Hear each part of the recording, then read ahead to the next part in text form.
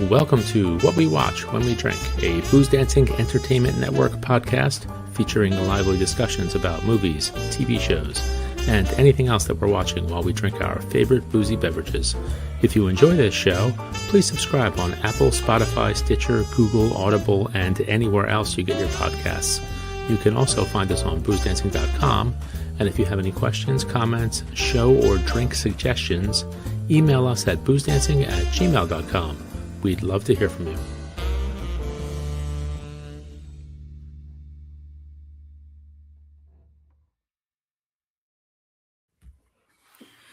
Booze Dancing is live on a Whiskey Thursday with an all-new episode. Was it Wednesday or Thursday?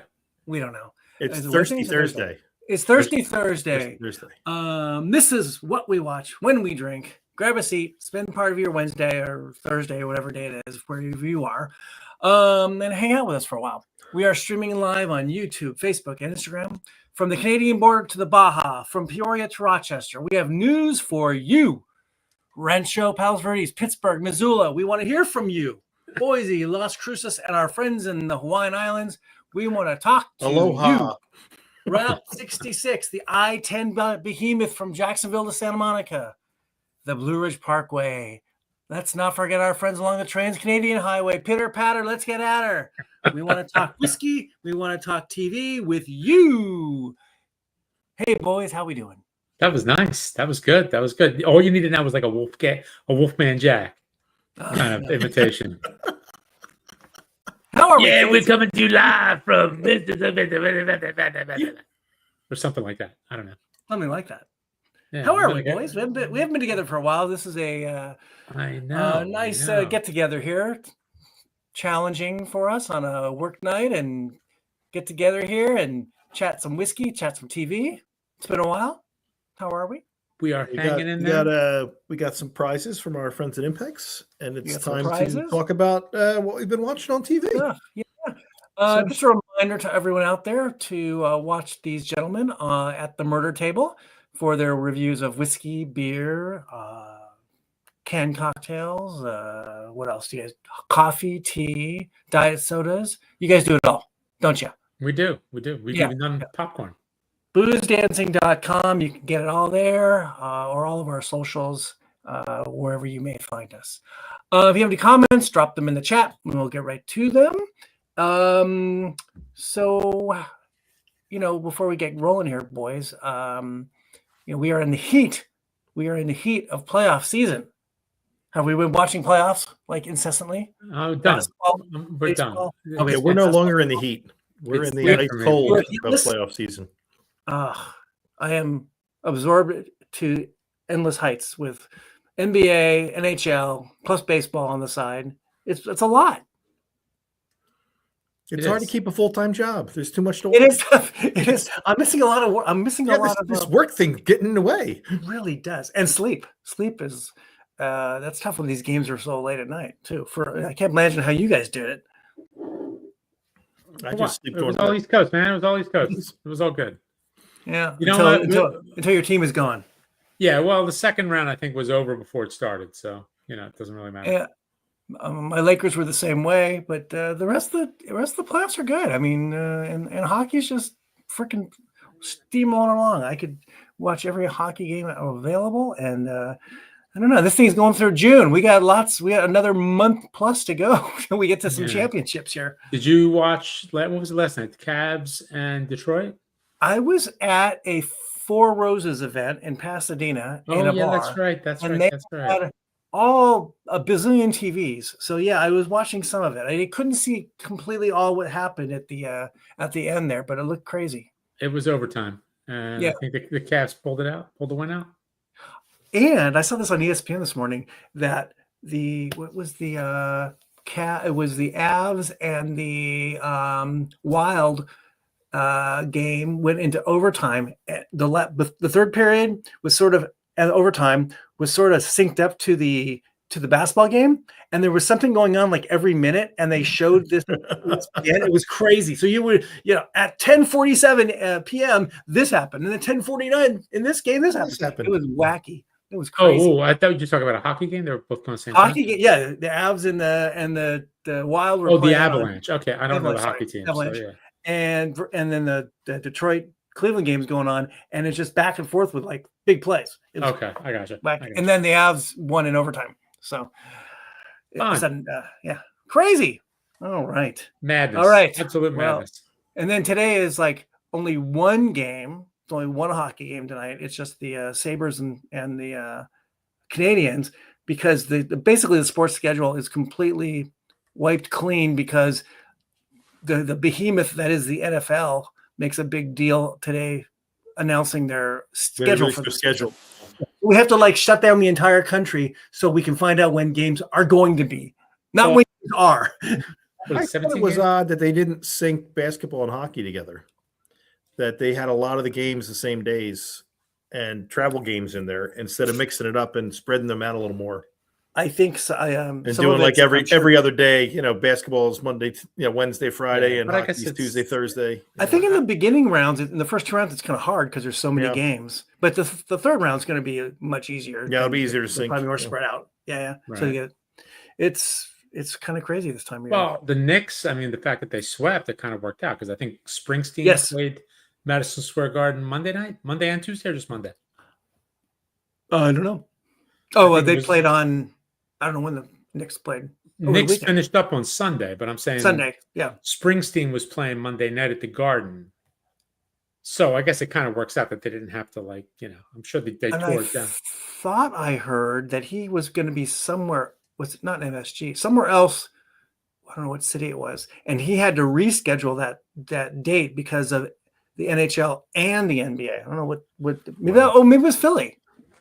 I don't know. I think it might have been in Philly that he had to reschedule because there was Flyers and. I'm sure I can't. Well, not anymore. We got a lot of anymore. Hey, play whenever he wants. A lot of seats available. Right. Anybody want to come to town and see it all? Yeah, I don't think I can't afford a Springsteen ticket, so I'm out. There you go. All right, let's get back to the matter at hand. What we watch when we drink. We are together. It's been a while. We're gonna catch up on some TV and movie talk. See what we've been getting through, and we are gonna walk our way through some whiskeys from the fine folks at Impex JVS, the Impex Collection. We have some samples from Sam Filmus and company and crew. Thank you to our friends there. So should we start with the whiskey? Yeah, we got 3. I don't know how many they're released in total.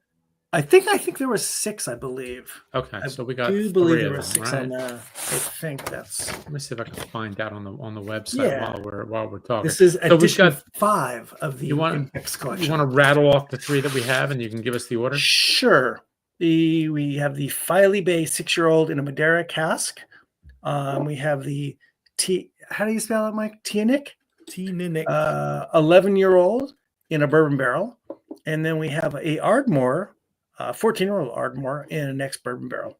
So they're all cask strength. They're all 50% or above, and these are a limited release. They do this every year. They do this special edition of releases. All single cask, I believe. Right? Yes, correct. So. Right. I'm trying to find this stuff online. I'm not on the website. I don't know. It's in there, but I don't know. It's being a little fussy. Impex Collection.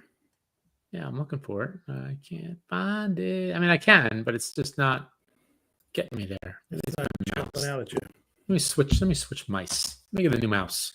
And for those wondering, Kyle Schwarber just hit a 2-run homer to put the Phillies. Well, and for those also wondering, it's 5-3 Montreal and Buffalo in the third period. So we're going to do the Filey Bay 6-year-old first, correct? Yes. I'm trying 6-year-old Madeira cask. It says it's cask 3152, 52.7%. Oh, is that all we got? That's all we got. Sorry. Is that? And with the price of gasoline these days, this is a better choice. It is. It really is. Higher octane. Better price. Start running the car on that. Yeah. That's right. Okay, I'm spinning here. I'm spinning. All right, we're gonna pour this one. We'll pour it. Let's give it a pour. So it's an ex-bourbon? No, Madeira. 6-year-old Madeira cask, right? Correct. And for those in the know, it's cask 3152. For anyone that cares.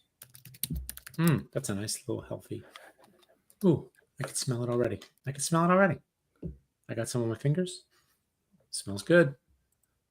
At least you're not licking your fingers this time. That's good. This is true. every time. Every time. You drew the line and I stepped over it. Like you couldn't even see the line from where you were standing. It's the Maginot line. It's a line, but not a. When's the line? I believe you're right, Angelo. I don't believe that either their website's not working right or. Okay, so it's not just me. I don't think it's you. Oh. Yeah. Smells delightful. So. Oh well, that's all right. That's right. Let me see here. Little clink, and then we drink. That's it. Clink, clink. Hey, look at that. Clink and we drink. I like that. Clink, clink, and ink. Cheers. There we go. Salud, boys. Salud, salud. Salud. It's been a L'chaim. while. That too. Ooh, that smells lovely. It does. It really does. Let's see what we got. Oh, Tastes pretty good too. Yeah. See, they don't even have anything on the. I'm looking at the email. There's not a whole lot on the email, either. Didn't even realize I grabbed my Impex glass. No. How about that? I have a Filey Bay cask. I got my peat and meat glass. Oh, look at you. Yeah. I'm going to try to find this online real quick, see if we can get some more info. Well, that's good. Ooh. Oh, that's delicious. But it's good. That's really, really tasty. I like a Madeira. It's not too sweet, but it does have sweetness. Yeah. But it's not over the top. Oh, I found it on the Filey Bay website. Did you really? I did. Really? Exclusive release with Impex. Bottle only for the United States. 274 bottles. Let's see. 52.7, 6-year-old. The Madeira. I don't want to give you some info on the flavor stuff. But that's really delicious, actually. I like that. That's really nice. I can say this is probably from actually Impex.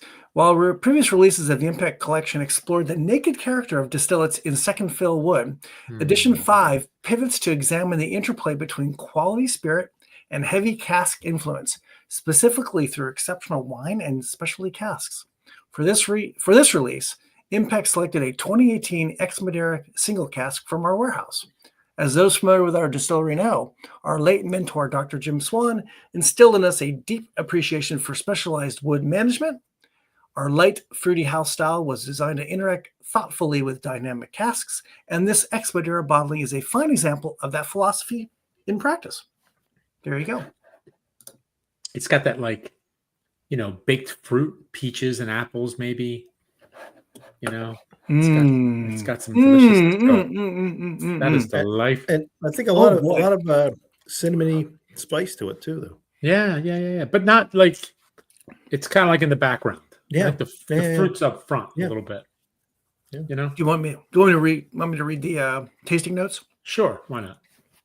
The Madeira cask lends a beautifully rich, dessert-like profile to the whiskey. You can expect notes of butterscotch, cotton candy, toffee apples, and apricot jam, all brought together with a measured, balanced finish. But I do get a spice too, that could be just the 52.7%. Yeah. But boy, this is really really enjoyable. This is really easy to drink too, actually. Yeah. Oh boy, this is given great. the heat, it's pretty easy to drink. This is very nice sipper.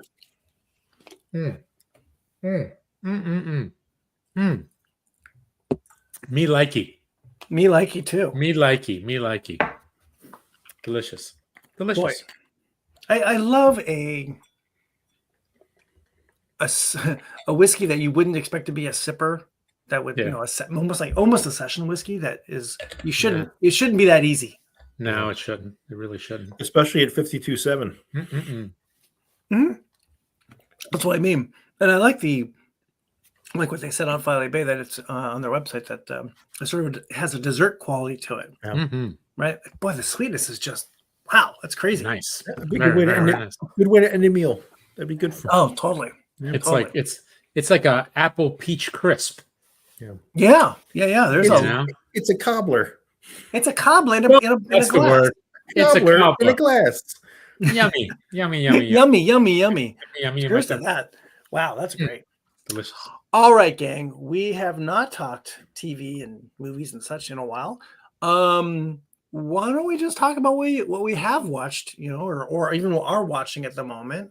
We just go around the room and pick one that we got going on now or have gone through. Mike, what have you seen lately that you got through or in the middle of? Well, we're in the process of finishing Outlander. It's allegedly ending.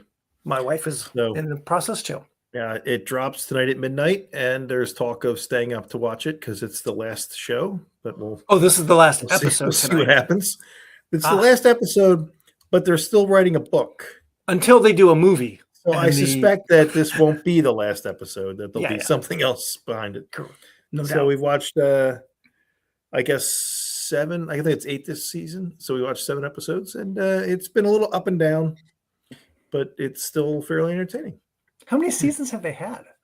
I believe this is 6, maybe 7. What's the guy that plays the main guy? Sam Hewen or something? Sam Hewen. Yeah. Does he still have his whiskey? He had a whiskey out. He did, I think. I don't know if he still does. He had a whiskey out, and they call the Teaninich. That's it. And he does that travel show with the other guy from the show. That was really fun. It was a little bit, Men in Kilts or whatever it is. It was fun. I don't know if it's still out. Is it still on? No, I think they finished it, but it was kind of fun. He seems to be, having some fun. He's Scottish, and the other guy isn't, or they're both Scottish. They're both Scottish. Got it. They're both Scottish. Got it. Andrew, what you got on your? Well, here's the show. I don't know if we discussed it. Did we discuss The Pit season 2? I think we were still mid-pit. I think we were in the midst of it. Yeah, it didn't finish. Till like last month. Right. It ended like so we didn't finish March. March probably. It was 12 episodes. Yeah. Yeah, we got through The Pit first 2 episodes of season 1, and the household said, "I don't think we want to watch this anymore. We're not interested." Why? Really? Too hardcore. Like, too much stuff going on, and a little too much of young people dying. Perhaps I'm not really sure. Yeah. So what did you think of season 2? I loved it. I think it's arguably the best TV show going at the moment, easily, and it's thinking back to the days of the medical drama. It's elevated it. There's pluses and minuses. I think the acting is great, the storylines are good. It does get a little bit hard on your sleeve, social issue of the day kind of thing, and that's a lot. It gets a little preachy at times. The social issue of the hour, not of the day. Of the hour, of the hour, exactly. Yes, right. Definitely. There is, there's less, as I recall, trying to think back to St. Elsewhere and ER. There's less in The Pit of the soap opera. Between the personal life of people, which I don't really want anyway. I'd rather. Right. I think the medical stuff's really interesting. I remember from. It's there, but they kind of just drop a couple breadcrumbs, and that's about it. Right. You're there for the medical drama. Santos and the surgeon, and then Dr. Robbie and the woman, whoever she is, behind the scenes. Yep. And then he had a thing with the woman, the other one, right? The one that had the miscarriage in the first season. Yes. Who's not in the show anymore. The medical. I think personally, I think it's really interesting to watch how an ER works. Right. Or it doesn't work in some cases. Or it doesn't work, right? How they dysfunction or function. And especially in the world that we live in where healthcare is such a problematic area. And all the things that people have to live through to make decisions about from the medical side or from the patient side. It's that I find extremely compelling, and the writing is just really good. The acting is great. I mean, it's a huge cast. It's a little bit tough to follow everything going along, but I just think it's really good. And it's elevated the medical drama from. I'm sure there's other ones even out there. Like what's one that's been on for like 25 years on ABC? Mike's has seen it all. Grey's Anatomy. Grey's Anatomy. Grey's Anatomy. Never. That's one of the ones I talked watched about. I remember watching the first few seasons, and it's a lot of interpersonal drama, as you know, as the medical stuff was almost secondary. It seemed like. What I thought was interesting, they're discussing the cast changes for the Pit between season 1 and season 2, and they just matter of fact, like, look, these people are here for like a fellowship or an internship. Yeah. They're not here to be in 8 seasons. They're here to pick up and move on. Yeah. And Grey's Anatomy never did that. Those people were there forever until they wanted to leave. And it was like, these people have been moved on by now? So it was like The Simpsons, where Bart never graduates grade school. Yeah, exactly. That's right. Yeah. Nobody ages. Well, they age on Grey's Anatomy. I meant on The Simpsons, nobody ages. Oh, The Simpsons, no. Yeah. Because I believe it's animated, I think. What? I know. AI. Spoiler alert. I enjoyed it. It's one of those shows. I think if it went on more than 4 or 5 seasons, I'd be shocked. I think it'll be done before you know it, like kind of like The Bear, and that's fine. It's done. It's served its purpose and moved things up, and it's a different kind of TV, and so I've enjoyed it, Ange. I assume you too. No, I did. Overall, I did. I mean, there's little parts where it's just like, okay, like they kind of like, everything stops and someone's got to get on their soapbox as opposed to just having a conversation.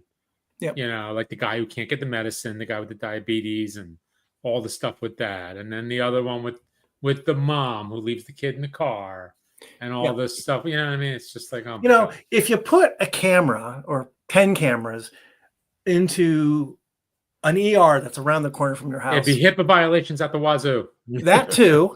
And it would be really, really boring, I bet. Because it's not something going on all the time, right? And this is over, a 12-hour I think period? it would depend on the location of the ER. Very and the day of the week. Right. Correct. I would imagine Friday night or Saturday night. Yeah, you're right. Imagine a Friday or Saturday night, there's going to be. Yeah. Right? Yeah. 4th of July, there was the big music festival. So there's always like a big event happening. There's something, and so there's more than likely things happening on outside. And remember, it's a level 1 trauma unit. It's not a community ER. That's true too. That's right. Because I've been in plenty of like community hospital ERs, and they're boring as sin. Yeah. I've been to one level 1 trauma center, thankfully not for me, and it's absolute mayhem. Yeah. So you don't want to go there unless you've been shot, stabbed, or hit by a bus and still live. Good point. Yeah. Excellent point. Or maybe all 3 if you're a Rasputin-like character. Just see what happens. We all got it coming, right? Yeah. We all got That's it coming. true. Okay. So let's see. I watched the Jerry West documentary. We were talking about basketball. How was that? It was very good. It was on Amazon Prime. And what I really liked about it was basically Jerry West in his own words. They had the filmmaker, the documentarian, started doing this, I want to say a year before Jerry West passed away, which was last year? I think it was last year. So he's almost the main voice that you hear. And so he's being interviewed throughout, the docs where they have to go back and, archive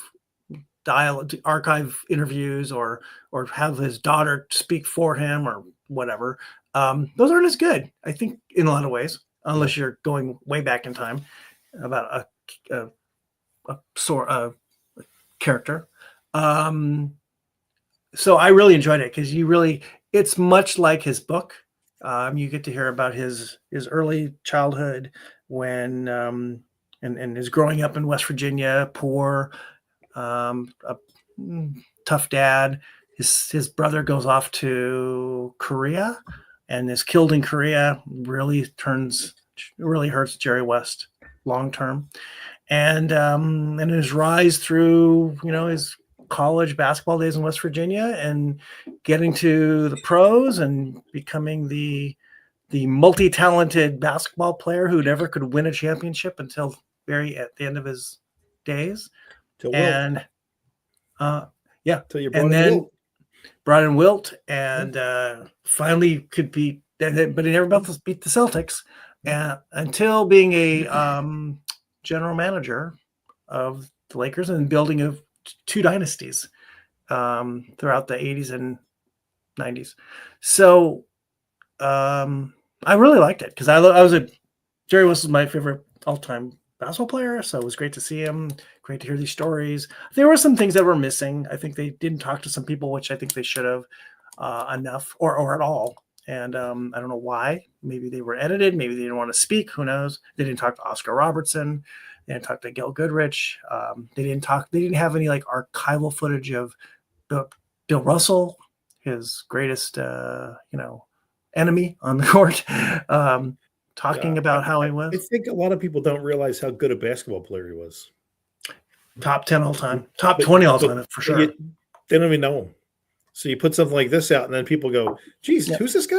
I thought he was just an executive. I didn't realize he was a basketball player." One of the interesting things that comes out in this is the full admission by a number of people, including the creator of the NBA logo, that it's.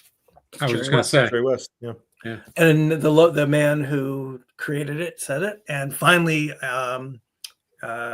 what's the commissioner's name? Silver. Yeah. Adam Silver admits it. For years, it was not. It was like this quiet secret, that he is, but he's not the logo. And that there was rumors that the NBA didn't want to have to pay him anything. Yeah, they come back with 60 years of royalties. Yeah, exactly. And Jerry West didn't care. So there's my name, image, likeness, money. Yeah, but what about his kids? Will his kids care? Will his family care? I don't think so. I don't think he cared. So it was very good. And let me bookend that with, there was another basketball documentary that I don't know. I think I talked about the ABA one. Did I talk about that? Yeah, talked about it briefly. I watched a little bit of it. It was really because there's a crossover a little bit, at least era wise, between the two, and in the late 70s and early 70s. So two good hoops documentaries. I highly recommend. There you go. Okay. Anybody, Mike, got another one? Watching Friends and Neighbors season 2. Oh, good. We can all talk about that. Very good. Yeah, we can. Yeah. I don't know if I'm caught up yet. The first season was kind of like a series of capers, which were fun. And this season, it's a little less caperish and a little more melodrama, but still fun. Yeah. Just a little bit different. I'm actually really enjoying season 2. I didn't think I would at first because I didn't like the direction it was going. But the last couple episodes, like with Passover and then his dad's funeral and this last episode and everything going on with the wife, it's good because they're, we're in that age range where we're all going through that kind of stuff. It's good. It's really good. The 2 seasons are very different. The caper was the big thing, right? In the second season, you've got this new character who is what's his name? James Marsden. Yeah, he's the worst. Great Gatsby. Yeah, it's just the worst. It's funny you say that. So I had this problem the first season, and I still have it a little bit this season. Is I don't really love any of the characters. No one's lovable. Maybe Amanda Peet, but maybe that's because I like Amanda Peet. But I don't really love any of the characters. I think some of the best scenes are with the fence, Lou. Yes, and I think she's the only likable character. You might be right, and she's barely in it this season. But she's great. She's great. Yeah, totally. She's the voice of reason. You don't need likable characters, though. I mean, Succession was built around a cast of very unlikable people. That's true. I have this issue. Luckily, this doesn't happen as much. When John Hamm goes on the voiceovers, the voiceovers, or talking to himself, it just drives me crazy. He doesn't sound like John Hamm anymore. He sounds like Anthony Bourdain, and he's got this different way of talking, which it's weird. I don't know. Maybe we all talk to ourselves in our heads differently than we talk out. I think it's you, not him, loud. Frankly. It probably is me. It is me. I've been told it's me always. It's you. But it is an interesting season, and I thought that Passover season was good. Episode was good. Yeah, that was good. And his dad's death, Noonan. His dad Noonan was So when you do Passover, who gets up to sing? Who what? Who gets up to sing when you host Passover? Oh, you mean with the prayers, this. Well, it's a joint effort, but the 4 questions, which is what they portray in that, is supposed to be done by the youngest person in the room. Okay. So usually, is that why the son sang? Yes, yeah. And so, but it's if the family's not changing much, it's always going to be the same kid, and right. So it would always like in my house. We always might see that's motivation to procreate, so you can pass that. That's right, exactly. This is right. So you don't have to sing. Exactly. Yeah. Does everybody get the 4 glasses of wine? Do you do the 4 glasses of wine?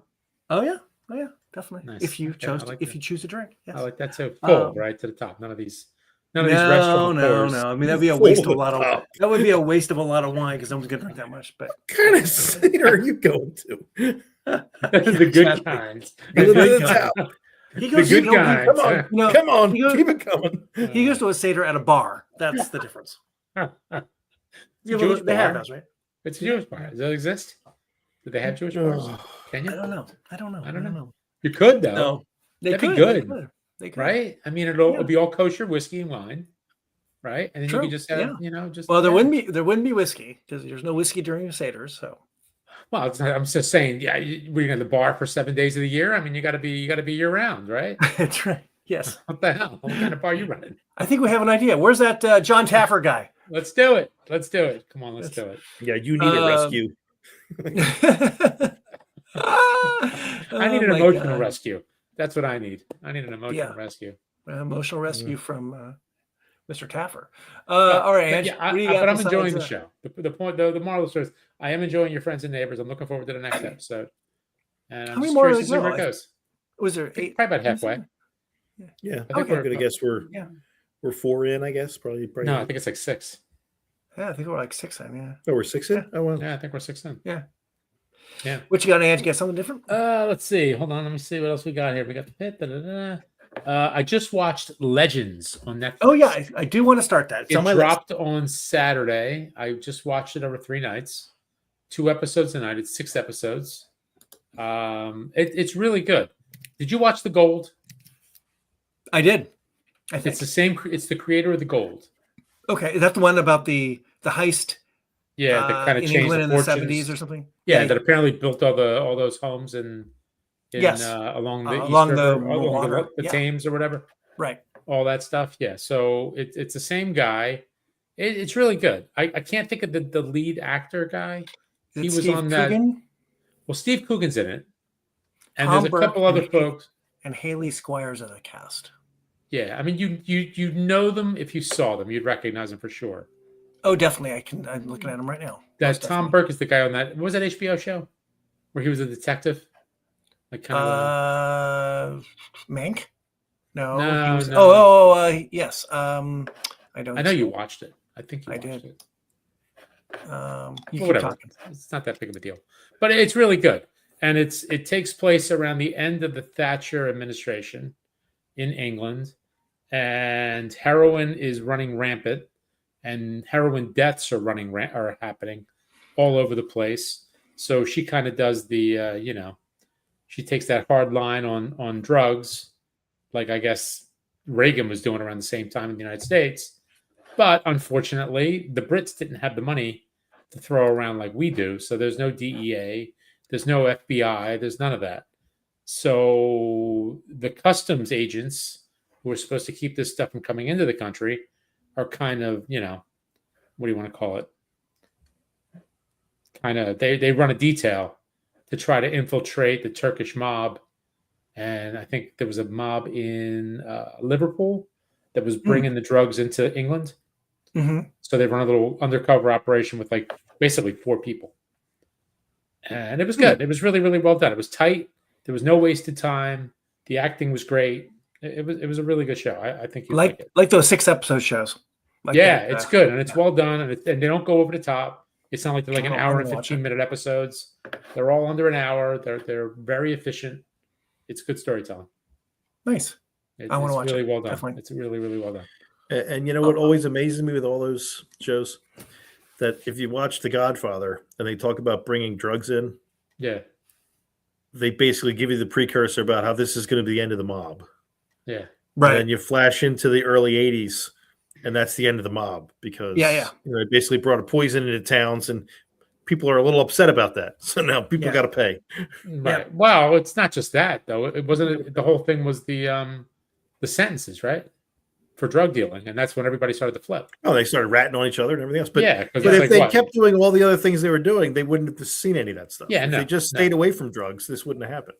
Right. But the mobs would still be as mobby as they ever were. The money, man. It's all about the money. Yeah. That money's too hard to say no to. Yeah, totally. I'm gonna watch it. It was good, Mike. I think you'd enjoy it too. It was really, really good. It's really well done. What's that one guy's name? Tom Burke or Tom Birch? Tom Burke. Tom Burke. He's really good. He's really, really good. He gets very intense. He plays the guy who's kind of, really, really getting in there as like the mole or, the inside guy. And the legends thing means that they're creating this other identity, and that's their legends. Got it. So I see. Yes, I see. That's what they called it in the show. I watched Young Sherlock on Amazon Prime. How was that? I really enjoyed it. It was fun because it's Guy Ritchie, and it's a Guy Ritchie creation, and it's Guy Ritchie, right? So it's kind of wacky, and story's kind of crazy, and there's one overriding long story arc that goes through the 8 episodes, I think. Did he do the Robert Downey movies also, Guy Ritchie? I don't know that. Oh, I did not know that. Mike, IMDb? I don't know. You don't know? I don't know. What do you mean you don't know? I don't know. He knows everything. Oh my God. So this is Sherlock Holmes. He's 19 years old, and he's going to Oxford. Except he can't really get in, so he's just working at Oxford. But he's Sherlock Holmes, so he's got this ability to. Is he a mathematical genius? And he's a janitor. Yes. And then he meets Robin Williams, and Robin Williams basically. It's pretty much it. Except his Robin Williams is a guy. Is James Moriarty? Is guy Donald? Well, his actor's name is Donald Finn. He's in other. We've seen that guy in various places too. It's good Sherlock hunting. It's good Sherlock hunting. The guy who is the star, his name is Hero Beauregard Faulkner Fiennes Tiffin, and I believe that's right. That's the actor's name. Hero Beauregard Faulkner Fiennes, like Ralph Fiennes, Tiffin. And I believe he's actually related to Ralph Fiennes. Mm-hmm. You know what he sounds like? He sounds like one of those dogs from like the Westminster Kennel Club. Yes. Yes. Oh my God. Names. Yes. Colin Firth is in it. He's great. I like Colin Firth. He's fun. He's really fun. I mean, of course, it's Richie, so it's the whole thing is very fun. It's a little madcap, and and you wonder because it's sort of based on the Arthur Conan Doyle character, so it's got to have some connection to the books. And at the end, and during this season, Sherlock Holmes and his Moriarty are buddies. They're solving this crime that happens, and but we know from the books they become enemies. So you wonder where this is going to go. And I think I saw that it actually got picked up for another season. So I liked it. It was really fun. We enjoyed it. So Sherlock Holmes on Amazon Prime. So, okay. Shall we have another whiskey? Yeah, I was just going to say number 2. Yep. Number 2. Yes. Number 2. We are popping this. Open up another one. This is, again, remind everybody, this is boozdancing.com. What we watch when we drink. We are talking whiskey. We're talking TV that we have been watching over the last couple months. Our second whiskey is the Teaninich 2013 11-year-old Ex-Bourbon barrel from the Impex Collection. By the way, yes. Did you notice they changed the sample bottles and they look very familiar? They look like mine. Small versions of the ones you send out. Yeah, that's a pretty common style. I like them. Yeah, you're right. Yeah. I like these. Medical grade sample bottles, right? Medical grade samples, right? You can exactly. Well, I don't want to say what you can put in there. Let me Depends, see how, if I can. depends how long this podcast lasts. That's right. Hey, I'm gonna look and see if I can find any information on it. While we're sniffing away here. Smells delicious. It do. Again, also, what's this one? 56. Yep. Not singeing the old nose hairs. Not too vapory, no. No, not at all. I mean, it might be different when I taste it. I found something on a retail website. Oh, okay. Let's not a whole lot of information actually. It's mostly tasting notes, which we don't want to do yet. Not yet. Let's see. I'll do a little sniffing here while we talk about it. A little light and fruity. Shockingly. At least on the nose.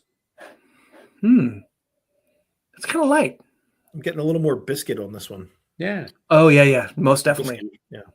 Well, you're talking bourbon barrel, not a Madeira cask, so Right. very different. Yeah. All right. Take a taste. Let's see here. Here's a little bit of information. No,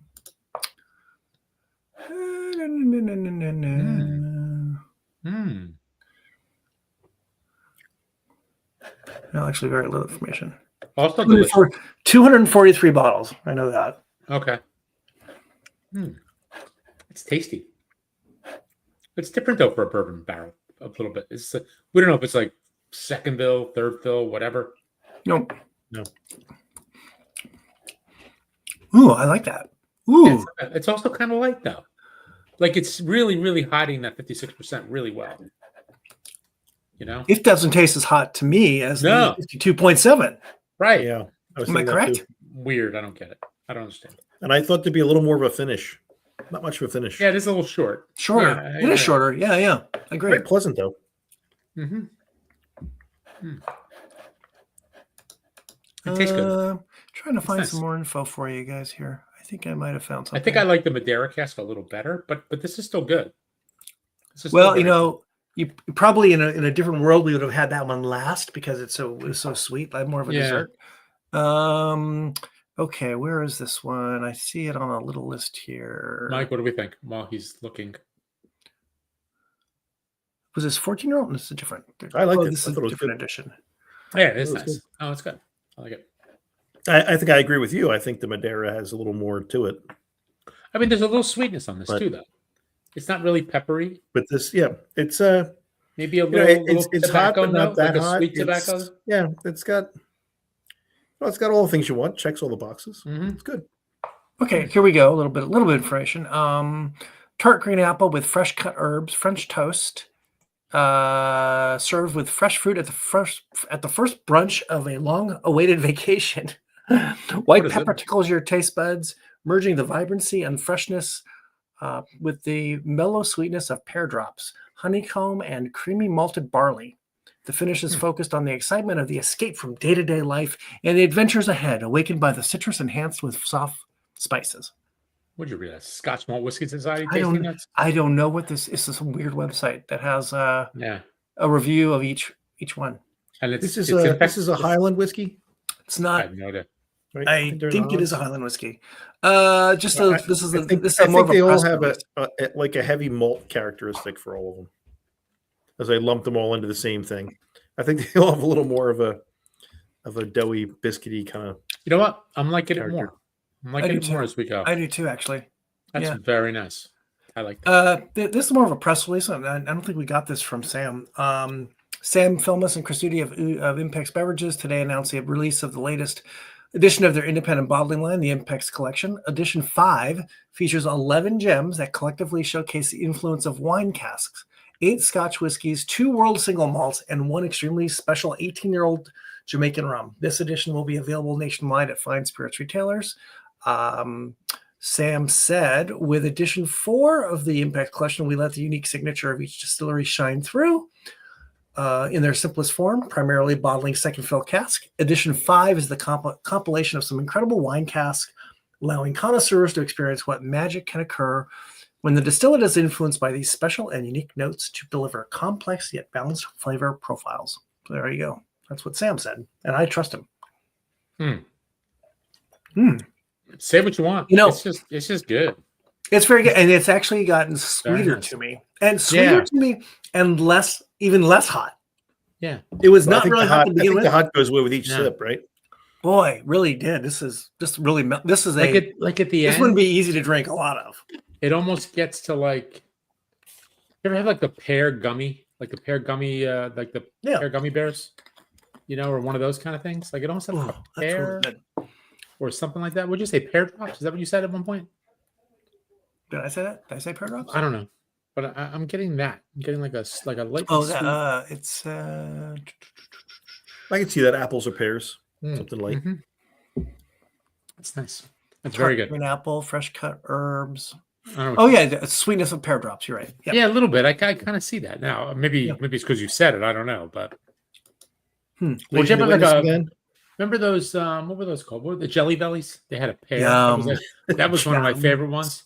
No, but the Jelly Belly pear, like that, which is really good. Yes. It's very like good. Very good. Okay, back to our TV viewing. Have we seen anything else we want to yammer about? Sure. Mike, you go ahead. I'm just watching the long-term shows I always watch. Go ahead. NCIS, another great show, another great season. Wrote off one of the big characters. Had a great exit for him. Who is that? The guy who played the director was on for, I think, 18 seasons. Who? And would we know him? NCIS? NCIS. Leon was Carroll. It Mark Harmon? Rocky Carroll, sorry. Leon Vance is the character. No, Mark Harmon left the show 2 seasons ago. Oh, okay. And now this guy's gone. And just a really well-written show to write him off. And they've had a couple of shows afterwards talking about the impact in him leaving.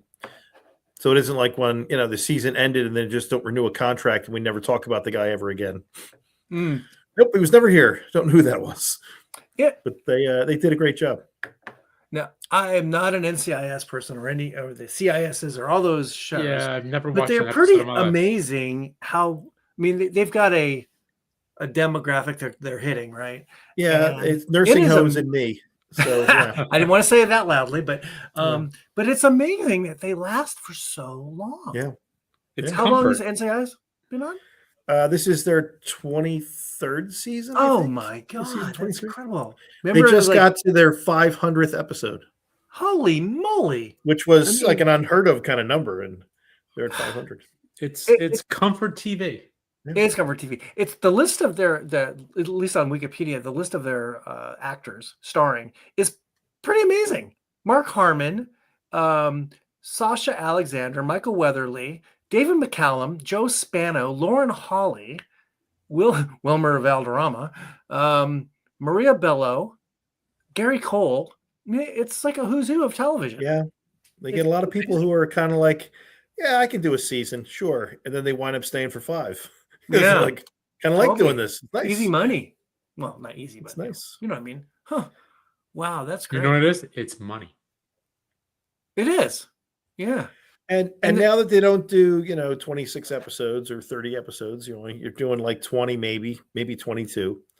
It gives them enough time in the off season to do something else, do a play, do a movie, do whatever they want to do so they can keep that end of their acting tuned and still come back to do the show for, $100,000 an episode or whatever it is. And pretty much nice. 20 is the minimum. 24 is 25, 23. It's pretty amazing. Just another good season. Really enjoy the show. Very good. Very good. Ange, you got one? Here we go. Here's one. I don't think we talked about it. DTF St. Louis. We did not talk about DTF St. Louis.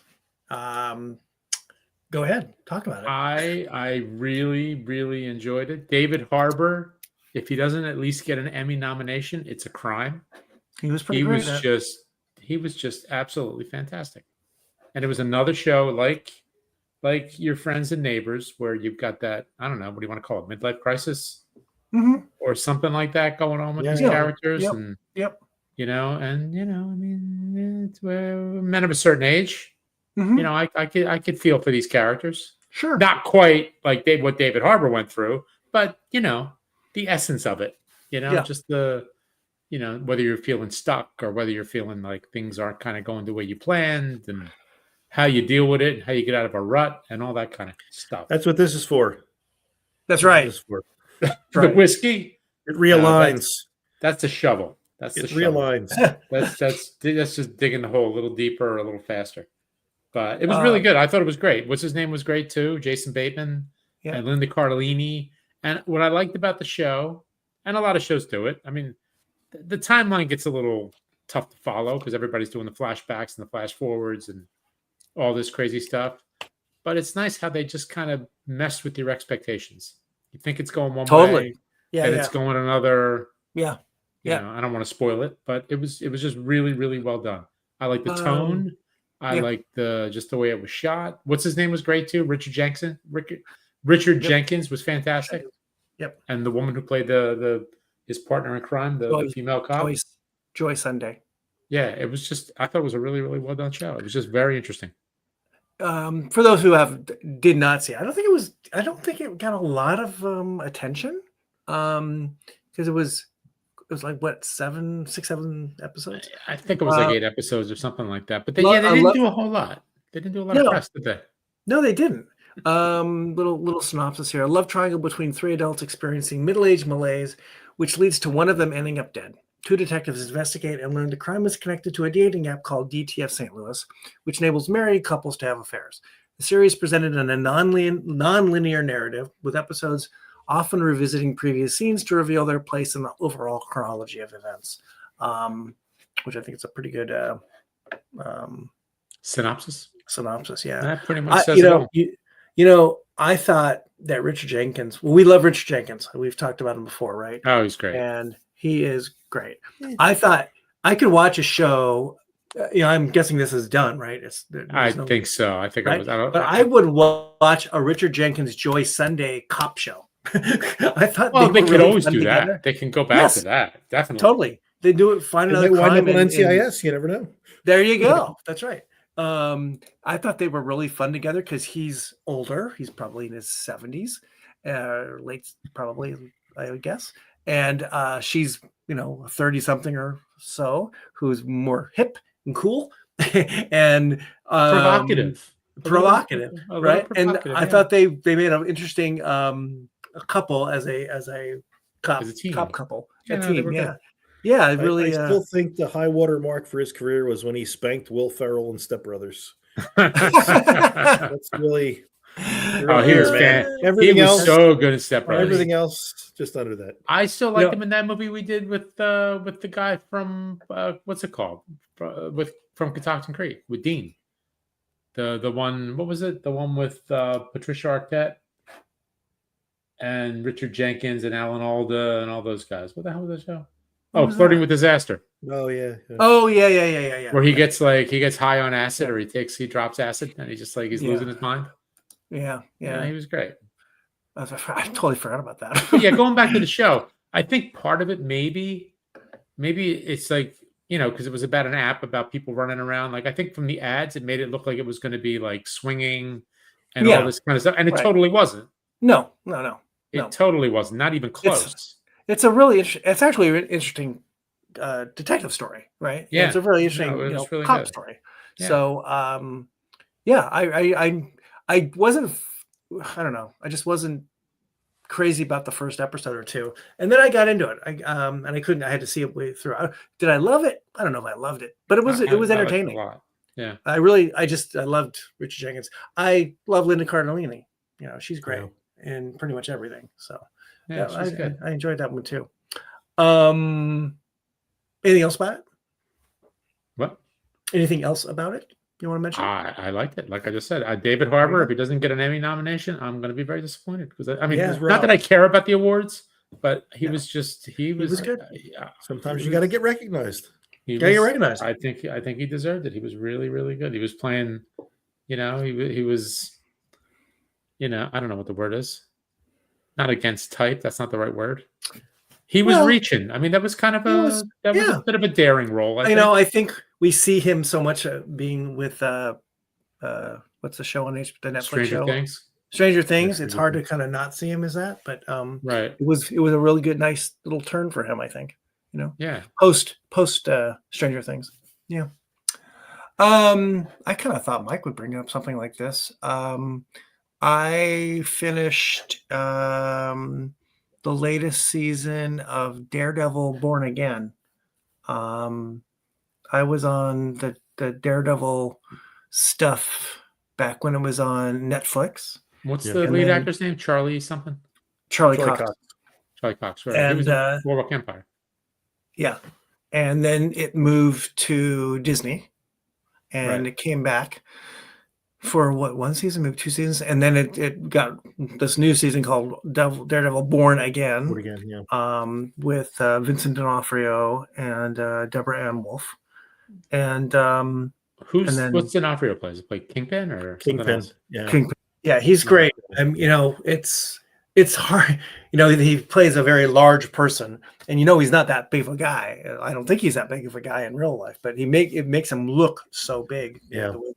Yeah, I really enjoy it. I don't watch a lot of superhero stuff, but I do like Charlie Cox. I like the morality of the show and what he's trying to do and clean up the area, but not kill a bunch of people and stop the bad guy. And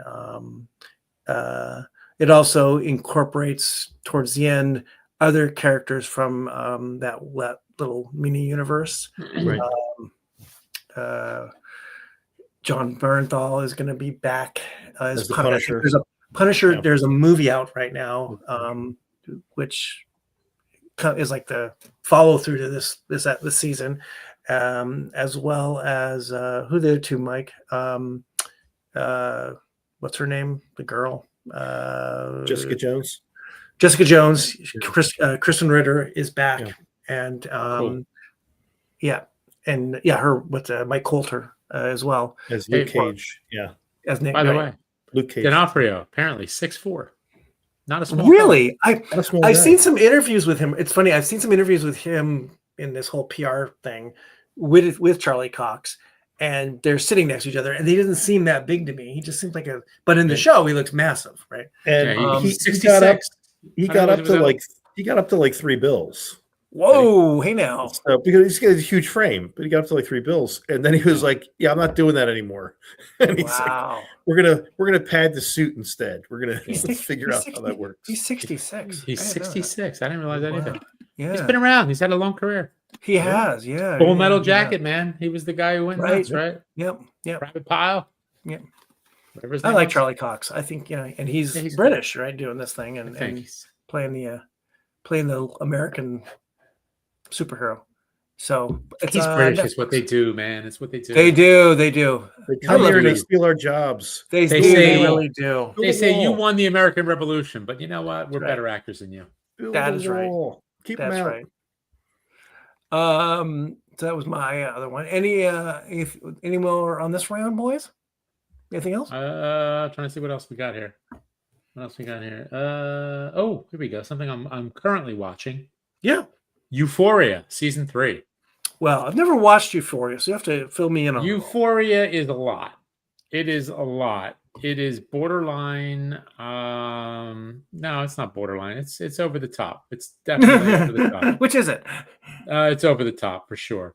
But it's interesting. Season 1 was good. Season 2, not so. I mean, it was okay till the end. It got a little. It got to be actually way too much for me, and I didn't enjoy it. But season 3 is interesting. I'm kind of curious to see how it goes. I mean, to be honest, if you like Zendaya, she's fantastic in the show, and her storyline is kind of. I mean, she's the center of the show. I almost wish they focused. She's in all 3 seasons. Yeah, I almost wish they just kept it on her, and just kind of had everybody else as like an incidental character. Mm-hmm. As opposed to because the other characters aren't as interesting. So, but her current storyline is I can't go into a whole lot of detail because I don't want to spoil it for anybody. But it's been hit or miss. But the Zendaya storyline's been really good. And it's Sydney Sweeney's the other big star in it, right? Yeah, she's oh my god, she's insane in this season. It's absolutely nuts with her because she's like, yeah, she marries this guy who was her best friend's boyfriend, and his dad, the guy who was the guy that died. He was on what's the medical show you like, Mike? Grey's Anatomy. Yeah, Grey's Anatomy, the one that died. Eric Dane. Eric Dane, yeah. Yeah, so she's married to the guy who plays Eric Dane's son in the show. Eric Dane's character in that show was insane also. Because he's like a closeted dad who was, he grew up in this, 70s, 80s, whatever it was. Couldn't really be himself. So, he's married, he's got a couple kids, but he's got his little side flings going on. And there's all kinds of crazy shit going on with that one. So, but the Sydney Sweeney part. So she's married to this guy. He's like trying to be a builder. He's taking over dad's business, but he's absolutely horrible at it. And he's in debt up to his eyeballs. and Sydney's a little demanding and basically wants the world. So she is kind of now the breadwinner via like sort of, I guess, OnlyFans. Yeah. It gets a little outrageous. I will say it gets a little outrageous. So your mileage may vary. I'm not going to say it's not entertaining, but it's a little over the top at times. So interesting. Yeah, maybe. Not one to watch with the kids, but that way. Oh, of course not. Is anyone watching Hacks? No, I haven't started it yet. I gotta get back to it. Yeah. I tried to watch the first episode. I couldn't get into it, but I'm also, it's how it is. Just too distracted. I didn't realize it had come out. I didn't realize there was already these episodes already available. I think I've watched 3 or 4. I've been up and down on that show because it feels like it gets pretty redundant. They Gene Smart and Hannah Einbinder, they're together, they're mad at each other, they break apart, they get back together again. It's like it's Silicon Valley, right? Like all these shows. It is. It's just you're on the hamster wheel. You got that same. Excellent metaphor. It really is. And they're going to end up, because this is the final season, I believe. They're going to end up as friends and play together or something. At the Entourage, same thing, right? Yes, totally. Vince is like top of the world, then something happens. Then he's bottom of the world. Then by the end of the season, he's back at the top of the world. He's talking to his friends. He's not talking to his friends. And, right. So that's okay. That's life, though. Yeah. Your life is like that, isn't it? Oh, pretty much. Yeah. I mean, that's why we haven't done a podcast in the last 3 weeks. Last 3 months, right. We haven't talked to each other. That's right. I was dead to Mike, and then, you were dead to me, and everybody's dead to each other, and this is a big love fest. That's right. We're back. We're back together. And you know what's going to happen? We'll be not talking after this. So. Yeah, exactly. See, they made that face. You see that face he made? Did you see that face? It's my face. It's just the way I look. It's a shame. I know. I was born with it. Oh, you got a face only a mother could love. Hey. So. Not your mother, but a mother. Hey, now. What we watch when we drink. We are together again. We'll see how long that lasts. Probably for another half hour or so. At least one more whiskey. At least one more whiskey. We're like the Richard Burton and Elizabeth Taylor of podcasts. We are. Yes. Except we're good drinkers, not bad drinkers. I'm more like Eddie Fisher. the guy on the periphery who still winds up getting divorced a lot. Correct. Yes. We have another whiskey from our friends at Impex from this new collection, the 5th edition of the Impex Collection. This is the Ardmore 2011. I'm actually looking it up here to get some info on it.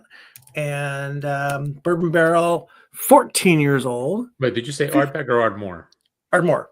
Oh, okay. And it is a bourbon barrel, ex-bourbon barrel, and 59.2%. Is that all? That's all. I'm trying to. This one might be a little harder to find. I don't see this one on. A bit different too because it's an Ardmore.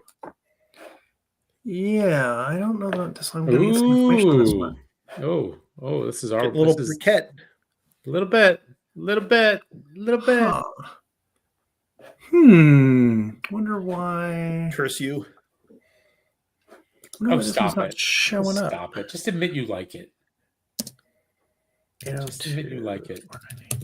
So the other day, Jimmy pulled a bottle out and poured me one. And it was the bottle we got from Dave That the Lefroy, is that what it was? Lefroy. Yeah. And with the juicy bits. And Jimmy's looking. I said, "Look, hold it up to it's. Oh, there's bits. There's bits." And then I was cursing you and telling him this was all your fault. This is a good one. I'm like a smack. I can tell. You know, I give you that first hit for free, and then you just can't get it. Mix, and then you're just trying to score some Pete somewhere. Exactly. You know what you're doing right now? You're chasing the Smoky Dragon. I think so. I can tell you that there's 163 bottles. Now that's rare. That's kind of rare. It's one of a kind. I wonder why so few bottles. That's interesting. I don't know. Maybe they have it's a quarter. They have another one that's a quarter cask. It's only 161 bottles. Wow.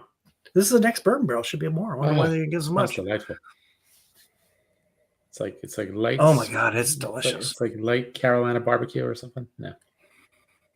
Well, let's taste it. I'll give you these wacky notes that I found. I'm getting like a cut grass and peat. Oh my God. Oh my gosh. That is a wonderful. That is really nice. It's a wonderful combination of sweetness and smoke together. Yeah. You know, it's not crazy smoke first, and it's not crazy sweetness first. There's this interesting combination of the two together. Oh my gosh. That is just great. It's almost Kalila-like. Yeah. I thought the same thing. A young Kalila-like, yes. Correct. Yeah. Different source for the peat, though, right? So, let me read these notes to you because it has a little bit of information, I think. So I guess Ardmore is a Highland. That's right. I believe a touch of sea salt, softened by honeyed vanilla and warm wood, calls to you on a Highland sea breeze and meets you with the memory of a wood-fired oven, where shortbread and a touch of vanilla sweetness dances across your tongue alongside gentle peat smoke. The memory finishes with you surrounded by those you love at an evening bonfire, sweet, smoky, and warming. You know what I say to that? Yes. Just say yes. I think Kalila is a clam bake. I think this is more of a, making a good brisket. It's the delicious sauce you're going to put on top of it. That's good. That's really, really nice. I think we got 3 winners here. I didn't read this to you guys earlier. Whatever this thing is, I found at some sort of, I think it's a PR release through some weird website. So this says it's the MSRP on it's $150. The Teaninich, if people are listening at home and curious about this stuff, is $125, and the Filey Bay, if I can find it on here, Filey Bay. I don't see that one yet. Filey Bay. That one's not listed here on this website. So they're, $150 and below. Wonder why that's not here. Filey Bay. Yeah, I don't see that one. But this one might be my favorite. Yeah, I think I'd probably take this than the Filey Bay than the Teaninich. Not that there is a loser in the group, but somebody's got to finish third. But I said earlier on the last round that that second, that the Filey Bay might have been good to be last because of the sweetness of it, but this thing is it's a good peak pounds. And I think we drank them in the right order. I think we did too. Now thinking about it, now that we've had all 3, most definitely. Yeah. Chris, you, Angelo, and your Pete. Oh my gosh, it's so good. Wait, it just grows on you. The second is better than the first. The third is better than the second. That's really good. And the 59.2 doesn't even show up. It doesn't say like 59 to me. So you try to stand and you realize you drank a whole bottle, and I know. You can no longer see out of one eye. Crazy. It is delightful. It's really good. I don't know, and I can't really pick a winner of the 3. They're all very different. They are different, and I would tend because I like Pete. I mean, that's your thing, right? First, it's your wheelhouse. Come on, man. It's like telling us you can't pick a favorite child. Sure you can. Sure you can. None. Sure you can. Exactly. None of them. Get out of my house. Boy, I think I go with the Ardmore. That's really just delicious. It's very, very good. Really good. Boy, it's boy. And the price point you said was $150? It said $150 which is the $10 plus $10 for every year. That works That's out right. to be the same thing. 14 years. Yeah. You could probably get it cheaper somewhere. Yeah, 14 years. That's what you'd expect. Around that did anyone have any other shows they're looking to watch that they are they're maybe just starting? I did watch a movie.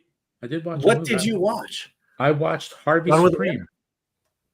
What's that? The one with what's his name? With, the table tennis thing. Timothy Chalamet Ding Dong. Yeah, exactly. Yeah, that guy. No, he's dead to me now.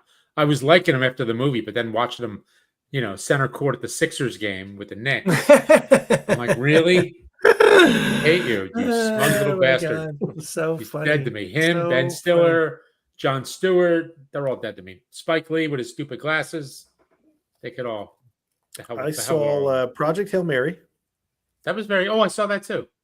You saw what? I'm sorry, what was that? Project Hail Mary. With Ryan Gosling. Which was Ryan Gosling. Oh, right. Yes. That was very good. An outer space movie, which was very good. He's just surprising as an actor. You just wouldn't expect him to be able to play Ken and to play this character. What do you mean?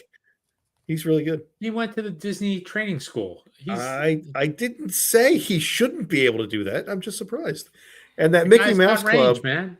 That Mickey Mouse Club group is it's him, Timberlake, Christina Aguilera, Britney Spears. They know what they're doing. Like boom, boom, boom. The only group better than that's probably the cast of Freaks and Geeks with your Linda Cardellini. Wow, that's probably the only one better.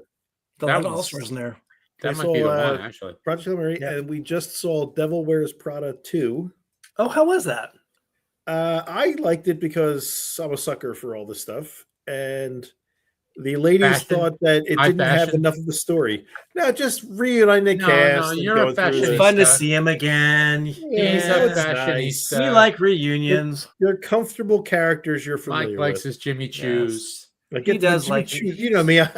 I'm a total fashion plate. He is a fashionista. Absolutely. He totally I'm more like a paper plate. Yes. But you're like, story. My goodness, my Louis Vuitton, or my goodness. Yes. Yes. We saw that. I thought it was good. It's supposed to be fun. Anything else?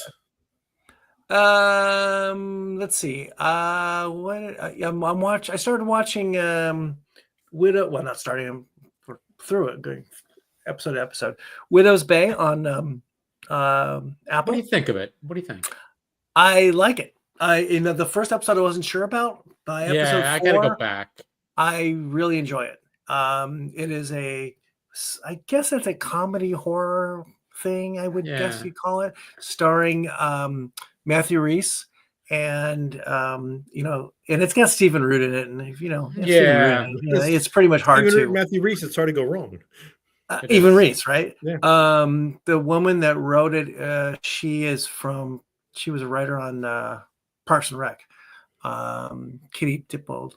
And so she's got some background, and so it's a dark comedy. It's about a little island, in the Northeast, and Matthew Rhys is the mayor, and he's trying to take this island up another level to get more tourists and bring in more money, right? And his goal in the beginning is to get a New York Times writer to write something about this little island.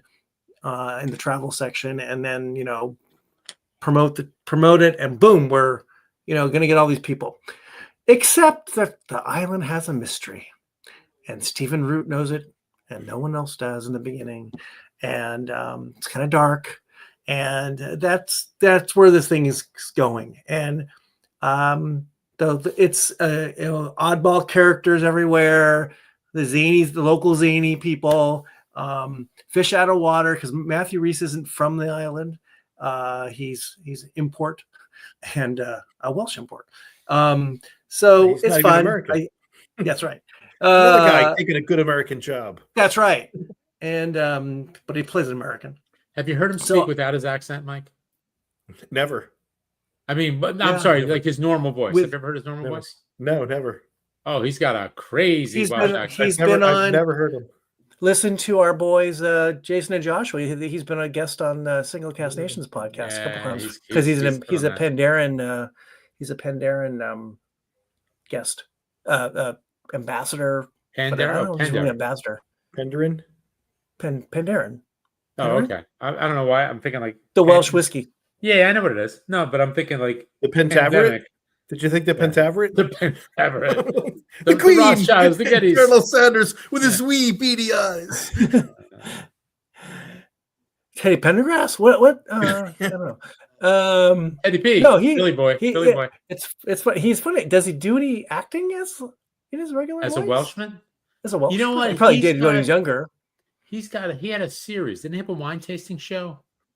A wine tasting show. He had like a wine tasting show. Like a reality show? Yeah. Him and I think Jamie Dornan. Oh, that's even wackier. I think that's it might be called The Wine Show. Let's call it The Wine Show. I think it's called The Where's Wine Show. Don Davies? Doesn't Don Davies have a wine show? Or Or she's the whiskey show and the rum show and the cognac show? Or maybe it's not. Maybe it's the wrong one. Yeah, no, this is something else. The wine show. It's probably copyrighted by somebody. Yeah, it is. Probably. It's something else. Yeah. Matthew Reese. Let me see. Hold on a second. Matthew. We like Matthew Reese. Oh, we do. He's awesome. I'm going to say that right here. He won me over in the Americans, and he won me over with Perry. And he's welcome on the show anytime. Perry Mason, and we've asked, we've said, hey, come on, we'll talk Pandaren with you. We'll talk Welsh. We'll talk about those crazy we won't talk words Welsh. that you can't pronounce. Welsh. We'll talk about Welsh. We won't talk Welsh. No, there's some good shows. I think we've talked about this before. Welsh TV is pretty good. They've got some great crime dramas. Wait, I can't understand anything you say. Wait, even better. It's got to be subtitled. Aaron, even better than Jamie Dornan. Matthew Good. Oh, we like Matthew Good. Yeah. Oh my. Yes. Yeah. So what's this thing? What is this? It's called The Wine Show. The Wine Show. Another guy who can talk gibberish. Yeah, here we go. Actor, and where is it? What is this? Actor and novice wine lovers Matthew Good and Matthew Reese travel to vineyards across Italy and chat to experts. When was this on? 2016.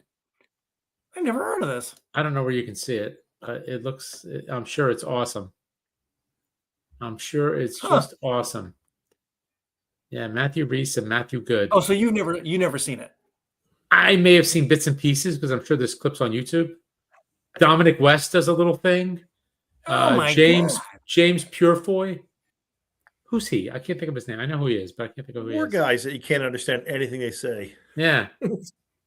Oh my god, the picture I see of Reese, he's got this full beard. Wouldn't even recognize him. They got 19 episodes. Looks like an axe murderer. 19 episodes.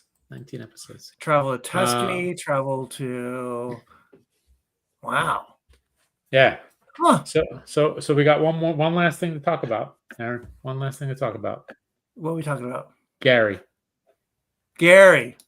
Indiana. So I don't know. I think I need to watch it again because I didn't know what to expect. Yeah. And I'm Does Mike know what we're talking about? So season 5 of The Bear is coming out. Music Man? No. Is that what Gary Indiana is? No. Season 5 of The Bear comes out. You, my friend, you are trouble. You start with T and you end with E. It runs with P and let's go poo. Poo. That's right. Anyway, yeah. So it is. Is it like the pre first episode? Is it going to be? Is well, another episode it's obviously it's confusing because of where it ends and how it ends. But the episode is obviously when John Barenthal's character, Mikey. Yeah, Mikey, who we know has committed suicide or has died in to start the Bears' initial season. This is so it's obviously before that. He and Eben Moss Backrack, Richie, go on a road trip from Chicago to Gary, Indiana. It's an entire episode of just the two of them, and they're drive there to do something for uncle. And what's his we name? don't know exactly what he's doing. What's his? I don't remember his name. I don't remember his name. And this is right while Richie's wife, Gillian Jacobs, Tiffany is about to have their baby, and they have to go off to Gary, Indiana, to do this thing, this nefarious thing, and you get to see this relationship between. Well, we don't know if it's nefarious, right? Or do we know by the We end? don't know. You're right. We don't know. We assume it is. Right. And they, they have to kill the time. They have to kill time because whatever they have to do, it gets delayed. And they play basketball with some kids on in a street yard, a public playground. They end up in a bar, and Uncle Jimmy. Uncle Jimmy, Yeah. Uncle Oliver Platt. Yeah. And they hang out together, and you see Barenthal, who's just, he's one of these guys, you can just watch him do anything. And you see him pre the bear, and his relationship with cousin, with Richie. And it's basically I think it's an hour episode. Yeah, it's about an hour. And all the while Richie has to he's kind of nervous about getting back, because he tells Tiffany he's going back by 5:15 back to Chicago. And you get to see the relationship, and we don't probably want to give away too much, but it is a precursor to the very first episode of the 5th and final season of The Bear, which is in a couple of weeks. Right. So it's a little movie.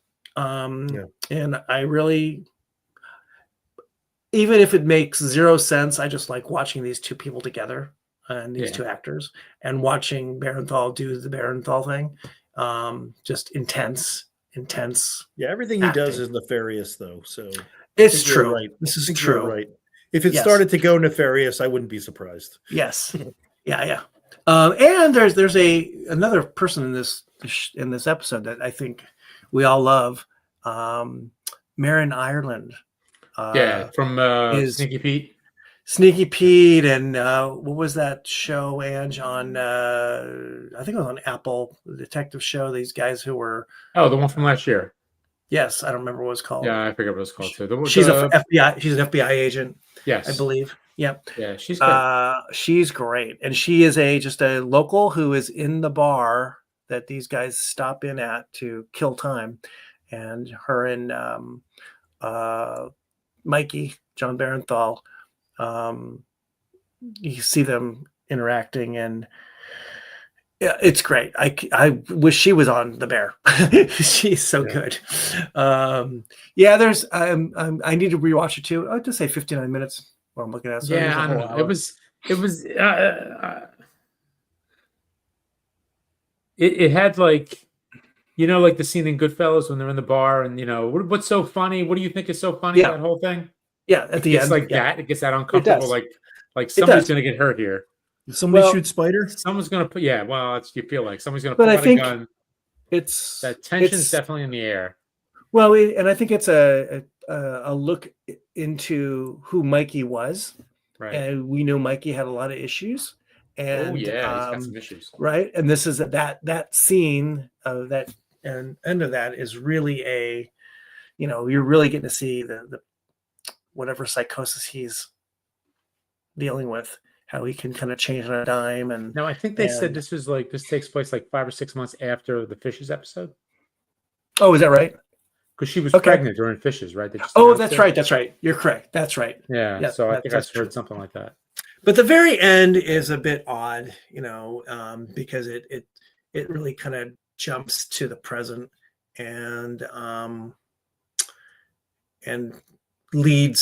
supposedly going to lead into the new season. And but you get this backstory about Richie and Mikey. So I probably will watch it again, as I've watched every episode of The Bear twice at least. and probably a good idea to rewatch this one before the new season starts. But yeah, it's here. The Bear is here. The last season of The Bear. Well, that's what they said last time. No, this is it. I think this is it. This is it. By the way, depends on the check. It all depends on the check. Not completely unbear related. What's the chef? Yeah. What's his name? Maddie Matheson. So Maddie, this is my last thing. So Maddie has a show called on Netflix, and it's called give me a second. His TV show is called, what is his TV show called? Just a Dash, I believe. I think that's what it's called. Just a Dash. And I didn't see the first 2 seasons of it. I guess it was on quite a while ago. And I think it started on YouTube, I think. And it's not been on for a while. He's been busy doing, he's opened restaurants, and he's, Mr. Chef, and he's on The Bear, and he's doing some acting. And they bring it back. And he's cooking, every episode's a wacky. I guess the first 2 seasons he's cooking in his house. He's married, he's got kids, and his house becomes a disaster because they're like using his kitchen. So the season starts, and they're very, very short episodes. The season starts, and this crew comes to his house, and they're going to film in his kitchen, and his wife doesn't know this. And his wife says, "No, you cannot film. This crew cannot be in my kitchen. I'm not allowing this. You didn't tell me this." And whether this is all set up or not, who knows? So the very first episode, this crew has to film him basically from the windows into the kitchen. And it's, he's making a mess. He's got to get it all cleaned up before his wife gets home. And because she's not supposed to know he's, cooking. And every episode is just this wacky thing. One episode, she does an entire meal cooking in an RV as they're, traveling around town. He does a cooking thing for bring your kid to work today, or, bring in a professional into a elementary school, and hey, I'm an astronaut. Hey, I'm a doctor, and he's going to be the chef, and he makes these kids. He makes them chopped liver. Good idea for kids. Chopped liver. What the hell? Is he actually just chopped liver? No, he's making liver. He's cooking liver. It's exactly. And these kids are like, they're giving him all this crap. It's like a middle school.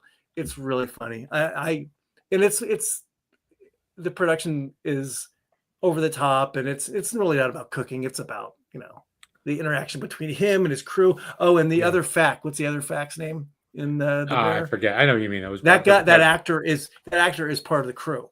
And he drives the band. He's part of it too. The producer has been with Maddie for she's an actual professional He's Canadian, food. Right? She sets up food for commercials and things. That's her real job. But she produces this thing. So she's the person handling the food stuff, and they have a funny relationship. It's a fun reality show. It's wacky. It's hey, one aside for you. You won't learn a thing. Speaking of this thing where you just said, you don't know if it's a setup or if it's for real, if it's just for the show. Did you ever watch on YouTube? Did you ever see those Drumeo videos? Oh yeah, love Drumeo. Where they'll have a drummer on there, and they've never heard this song before. Yeah, which right. is hard to believe. Come on, yeah, seriously. Yes, seriously, you're in the biz. I've never heard Alice in Chains before. Really, never, ever. Okay, just wondering, because I had this debate with the younger, my little heavy metal boy. He's like, there's no way people ever heard these songs. I don't know. Drumeo is pretty legit. I don't think they make this up. Oh, you think they're just totally making it up? I don't know. Completely? I mean, it's not like they're taking. So. It's not like they're taking Man Off the Street. They're taking Stuart Copeland comes in. I never heard Pearl Jam before. Really, you never heard Pearl Jam before?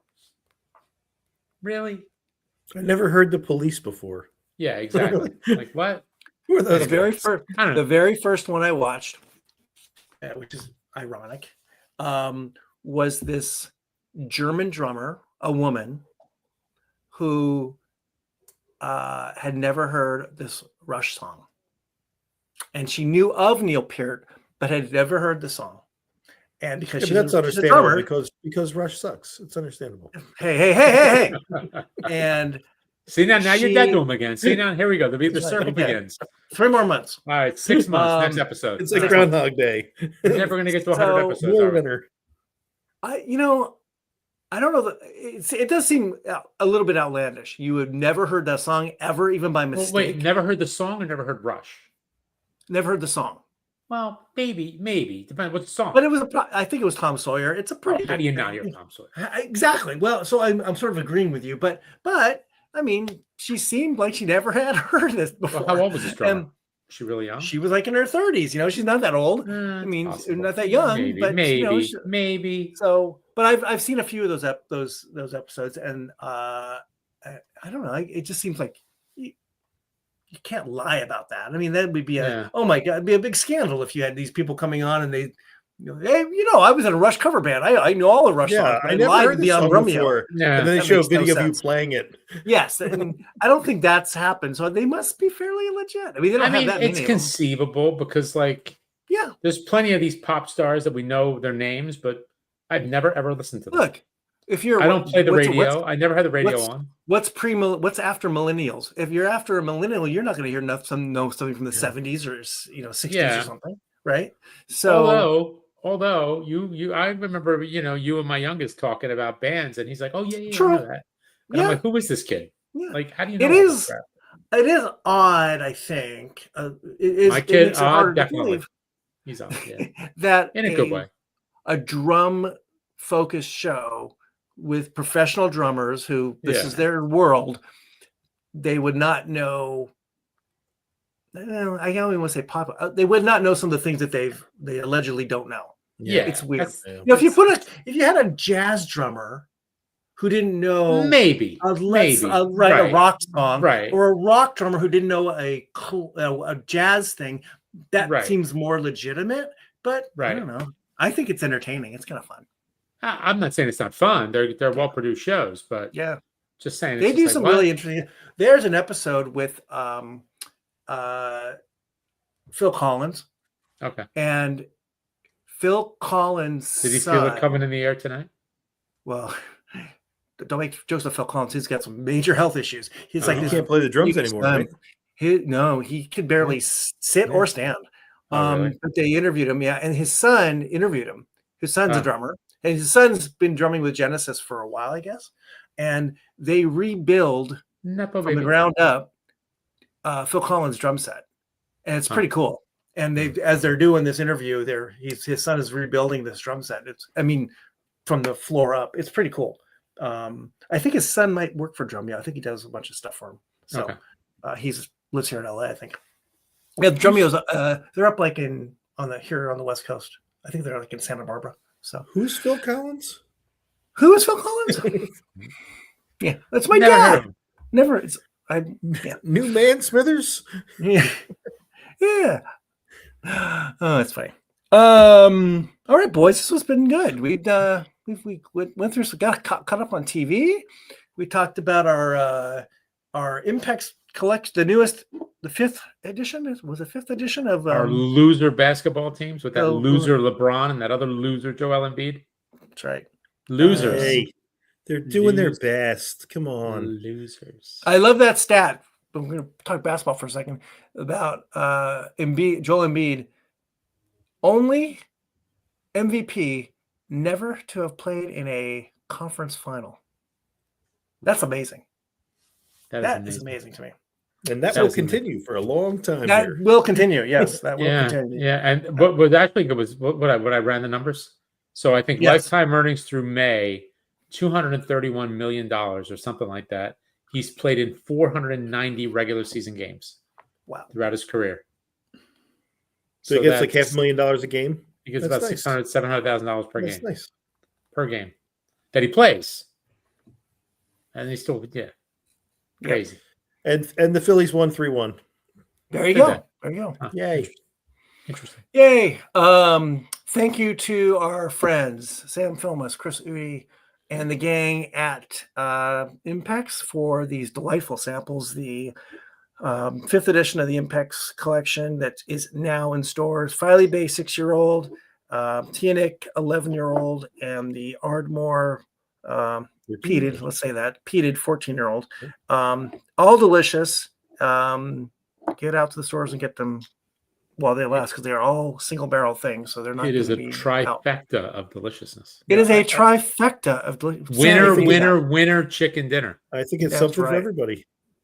It's very very good. Something for everybody. Any last thoughts, gents? Before we put now, there's 3 other expressions in this. Is that what you said? There's 6. There's more than that. 11, right? Say 11. There was a so if you find the collection, try them all out. The 3 we had were great. So you could have expressions. You could have the Teaninich as your appetizer. Yeah. You could have your Ardmore with like a nice charred steak. Oh yeah. And then you could have your Filey Bay with or as dessert. Yeah, with dessert. Excellent idea. With a nice tartlet. There is and dessert too. How about a panna cotta? Whiskies can I have panna cotta? You can. There are 2 world single malts, and there is 1 18-year-old Jamaican rum in this group of the 5th edition. You're making me crazy, man. You're making me crazy. I'm kind of curious about that Jamaican rum. What is the deal? What do you think it is? You think it's a long pond? Boy, Angela, how did you know that? I took the a Impex guess. Collection 2005 18-year-old Long Pond rum cask. Oh, that could be beastie. A vibrant burst like of delicious apple, white raisins greet you alongside big oak. Red licorice emerges, adding a rich, sweet, spicy complexity. Cedar, fennel, earthy, herbal, orange peel, zesty, nuances of clay and pine and rustic natural quality. So this is our appeal. If the Impex folks listen, we want to taste that rum. We want to try that rum, bro. It might. Sounds like that rum brings the noise and the funk. Oh yeah, it does. Oh, yeah. But I've never heard it before. I've never heard it before. I've never heard the noise. I've never heard the funk. No, never. Never heard it before. Never had it. Never had it. Never had it. Never will. You live in a cave. Exactly. I live under a rock. Cave. I live in a basement. I actually do live in a cave. I live under a bridge. It's a cement block cave, but it's still a cave. It's a bunker. And the petroglyphs on the wall are really pretty. Yeah, very artistic. Yes. With your big crayon and your stick and your little fire. I'm just counting the days and then crossing them off. There you go. That's not a cave. That's a cell. It's a cell. 6 of one, half dozen of the other. Tomato, potato. Can I have my gruel, sir? More gruel, please. Please, and soap. Please, I'm on bread and water, man. I'm on bread and water. The one commercial where he says, "Do you have any ribeyes?" Thank you for the gruel, sir. Thank you for the gruel, sir. All right. What we watch when we drink. This will be out on a podcast, downloadable. Soon. Very soon. Next week. Very shortly. Soon. Very soon. You can still be able to use some sort of non-AI thing to listen to it. So coming soon to your earwaves. Gents, always a pleasure. Sir. Cheers. See you in 6 months. See you in 6 months. Cheers, for boys. episode 3 of the new season. Cheers.